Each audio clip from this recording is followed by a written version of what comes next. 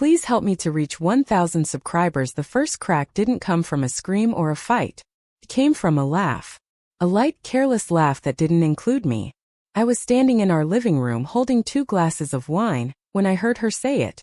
"Oh, him," she said, nodding toward me. "He's just a friend. Just a friend." The words landed like a slap, sharp and sudden, knocking the air out of my chest. For a moment I genuinely thought I'd misheard her. Maybe the music was too loud. Maybe the room was spinning. Maybe my brain refused to accept what my ears clearly caught. But then I saw the faces around her, her co-workers, her friends, nodding politely, already moving on, as if that statement made perfect sense. This was her birthday party, in the home we shared. After 12 years of marriage, I stood there frozen, the glasses trembling slightly in my hands. My heart pounded so hard it drowned out the music.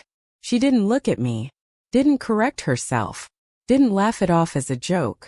She meant it. A week earlier I might have brushed it aside. I've been doing that a lot lately, brushing things aside. The late nights. The phone tilted away from me. The way she'd smile at messages but never tell me who they were from. The sudden work friends I never seemed to meet. I told myself I was paranoid. That marriage dulls romance. That I was tired, insecure, overthinking. Standing there being erased in front of a room full of people, I realized how wrong I'd been. I set the glasses down and walked toward her. She finally noticed me then, her smile stiffening, eyes flickering with something like panic. "Hey," she said softly. "What's wrong?" I looked at her, really looked. The woman I built a life with. The woman who used to squeeze my hand under tables. The woman who once cried when I left for a 3-day business trip because she'd miss me. "What am I to you?" I asked quietly. She laughed again, forced this time. "What do you mean? Don't do this here." "Don't do what?" My voice shook. "Clarify my existence?" Her eyes darted to the people around us. "You're being dramatic." That word, dramatic, did more damage than anything else. I felt something inside me settle, like a door finally closing. I turned to the group beside us, the same people who had just watched her downgrade me to a footnote in her life.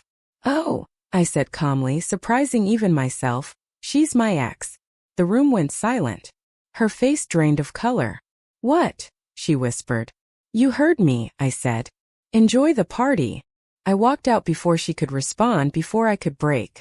That night, alone in my car, the memories came like knives. The vacations that felt distant now.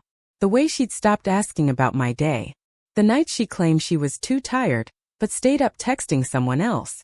I checked our phone records for the first time in my life. One number. Hundreds of messages. Late nights.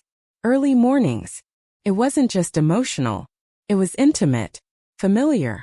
Real. When I confronted her the next day, she didn't deny it. "I didn't mean for it to happen," she said, crying. "I just felt seen." I almost laughed at that. I'd spent years trying to see her, support her, love her. Somehow that wasn't enough. "I didn't cheat," she insisted. "Not physically." "But you replaced me," I said. "You erased me." She had no answer for that. The hardest part wasn't leaving. It was grieving someone who was still alive. Someone who slept in the same bed but belonged to another world now. Every shared memory felt contaminated, like a beautiful photograph burned at the edges. I moved out quietly. No yelling. No revenge. Just the dull ache of acceptance. Weeks later, I ran into one of her friends. She told me my wife still talked about me, still cried, still claimed she made a mistake. Maybe she did. But I learned something important that night at her party. Love doesn't humiliate you. It doesn't hide you. It doesn't rewrite your role without your consent. I wasn't just a friend. I was a husband who remembered his worth. And calling her my ex wasn't bitterness. It was self-respect.